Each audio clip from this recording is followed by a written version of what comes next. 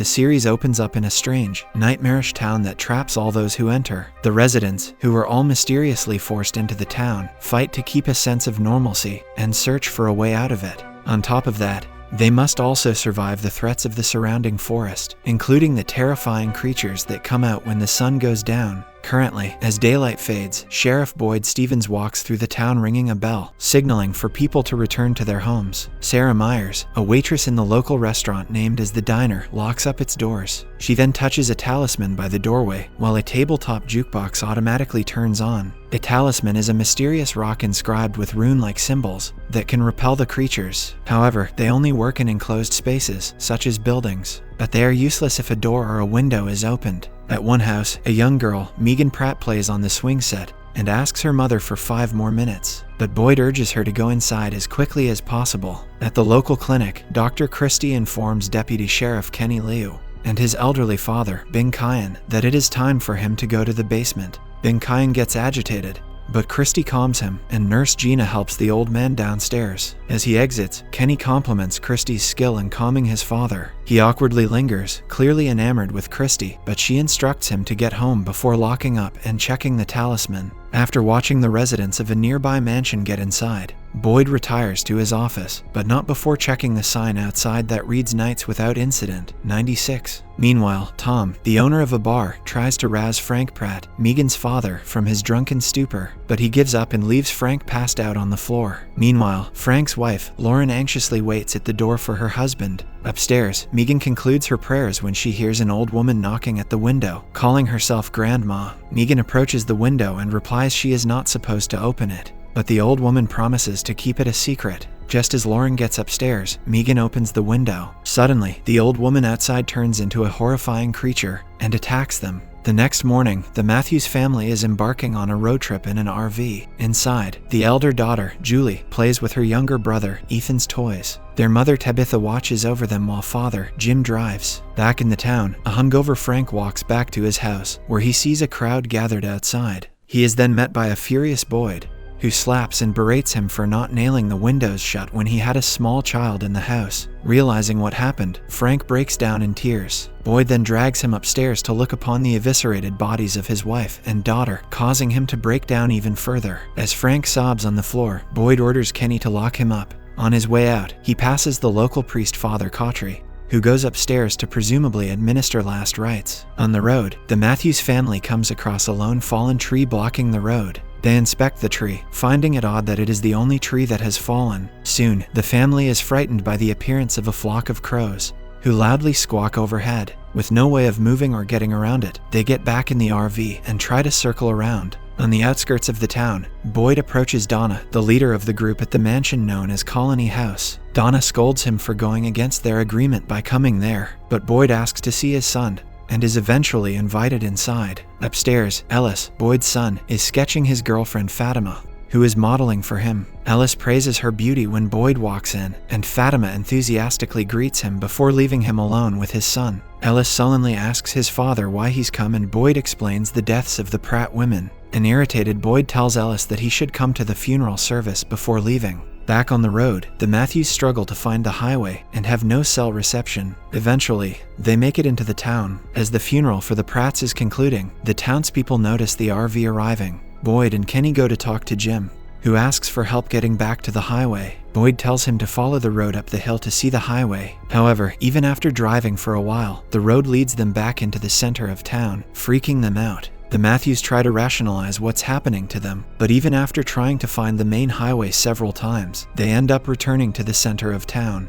When an exasperated Jim makes a U-turn and heads in the opposite direction, Boyd tells Kenny to get the spike strip ready. He wants to stop the RV from going back for some reason. However, on the way back, the Matthews encounter a speeding car heading their way and swerve to avoid it. This causes them to go down a hill, and the RV turns over on its side, while the other car crashes into a tree. Toby, the driver of the car, finds Boyd and Kenny on the road and informs them of the accident. They rush to the accident site immediately. While Kenny hands the driver to Nurse Gina, Boyd finds Jade, the second passenger in the car, who is clearly high on drugs, and cuffs him to his car. Boyd then finds the RV and begins helping the Matthews family out of the vehicle. but Tabitha is knocked out and Ethan's leg has been impaled by a table. Soon several members of the town also arrive to help the accident victims. Tabitha is successfully retrieved from the RV, but Christy says that it will take at least an hour to safely remove the table from Ethan's leg. Meanwhile, Kenny informs them that they only have 40 minutes until dark. Boyd, Christy, and Jim decide to stay in the RV overnight with a talisman. Tabitha and Julie also try to stay, but Boyd tells them that the woods are not safe after dark and pleads with them to head to town. Meanwhile, at the clinic, Sarah observes Toby as he wakes up and asks if everyone is okay. She doesn't think so and tells it out loud, which makes Toby panic. She kisses Toby, calming him before telling him that it isn't his fault. In a surprising twist, she then kills him by stabbing him in the neck. At the RV, a crying and frightened Tabitha refuses to go to the town, but Kenny arrives and urges her to come with him as soon as possible. When they leave, Jim enters the RV and helps Christy prepare to remove the splinter of wood that has pierced Ethan's leg. Meanwhile, Boyd prepares the RV by blocking all the windows and hanging the talisman near the front window. Eventually, Tabitha and other town members who came earlier to help the Matthews head back to town on Kenny's truck. But, on the road, the tires are popped by the spike strip Kenny had laid down earlier. Fortunately, Cautry and Ellis lead the group to Colony House just as the night begins. Inside the RV, Ethan begins seizing,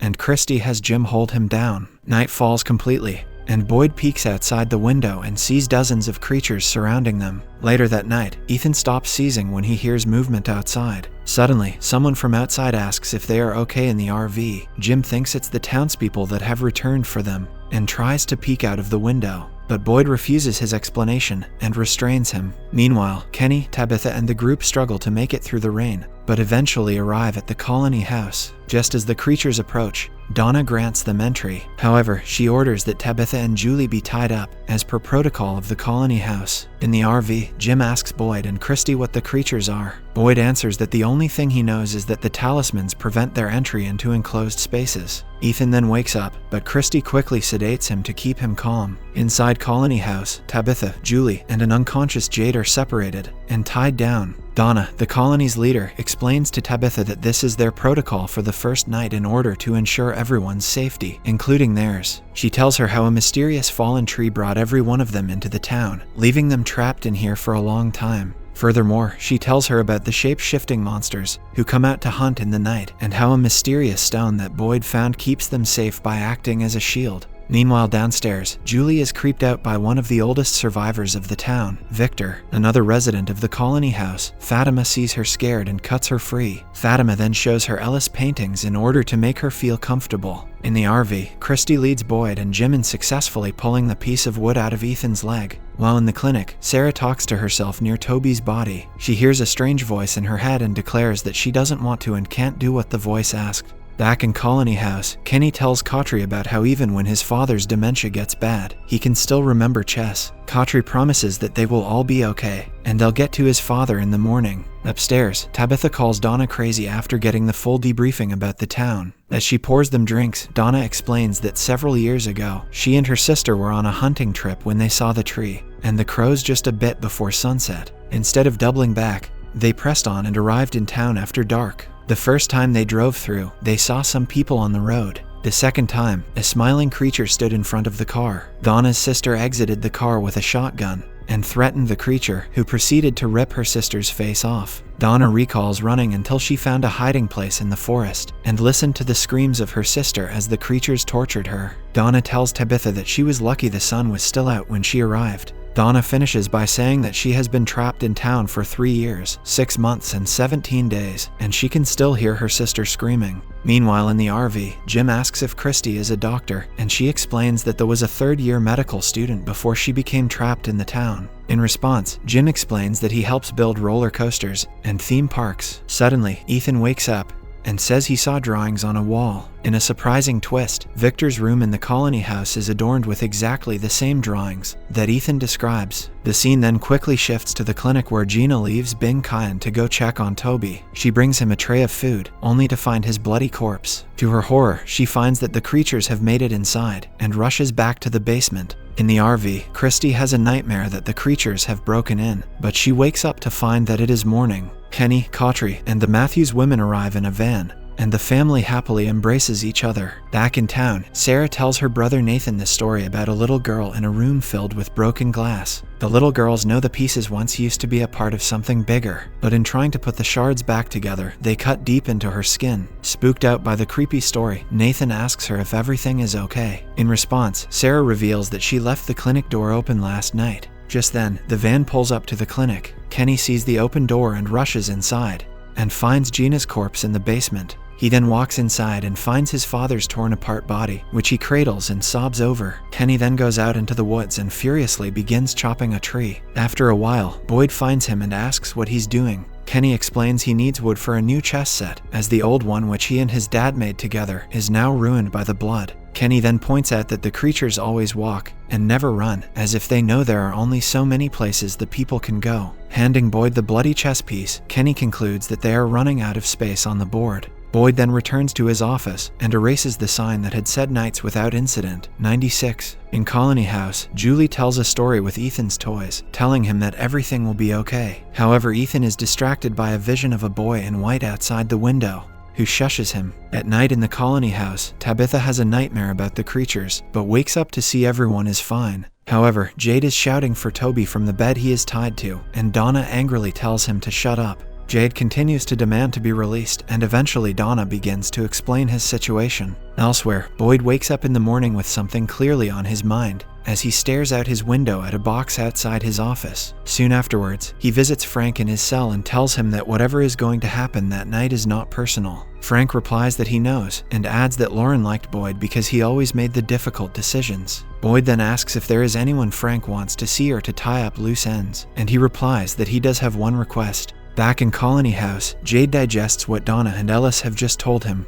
but he thinks that it is all an elaborate ruse that Toby is putting. Stunned, Donna and Ellie let him wander out of the house. Downstairs, Ethan is awake and still staring at the ghost-like image of the boy in white outside his window. Elsewhere in the Colony House, Victor measures the amount of steps it takes to get from the house to the trees surrounding it. Inside, Jim brings the Matthews stuff from the RV. Soon afterwards, Donna informs that Father Cautry has arrived to explain the choosing ceremony. Cautry explains that all newcomers have to decide whether they want to live in Colony House or down in the town. He offers to give them a tour of both, including the house that they would stay in town. Julie wants to go with her parents, but they order her to remain in the house to look after Ethan, which annoys her. Following this, Cautry explains how the talismans protect them, but with kids in the house it is a requirement to nail the windows shut. Tabitha is shocked that people can walk around like this is normal. In response, Cautry promises that if they follow his instructions, all will be well. Tabitha then asks what the box-like structure near the sheriff's office is. He explains that those who break the rules are sentenced to a night in the box, and that night would be the first time they're using it. The tour continues in the house that belonged to the Pratts. Cautry explains that a family lived there previously, but the night before they arrived, they were killed while their father was passed out drunk on the other side of town. This freaks Tabitha out and she asks Jim why he is taking any of this at face value. Jim grabs her and tells her that their situation is very real, so they need to make the best of it or end up like the Pratts. Meanwhile, Frank and Boyd go to Megan's favorite place, a swing Frank made for her in the woods. Frank then asks if he will be buried next to them, and Boyd promises that he will. Following this, Boyd leaves him alone by the swing for a few minutes. At the Colony House, Ellis makes a crutch for Ethan to help him get around while he recovers. A sullen Julie asks Fatima why they are helping her family, and Fatima answers that it is just what they do. Outside, Ethan comes across Victor and asks if he is looking for something. Victor replies that he is checking for someone and tells him to go away. Suddenly, Ethan then asks Victor about the boy in white, which pulls the latter's interest, trying to keep the conversation going.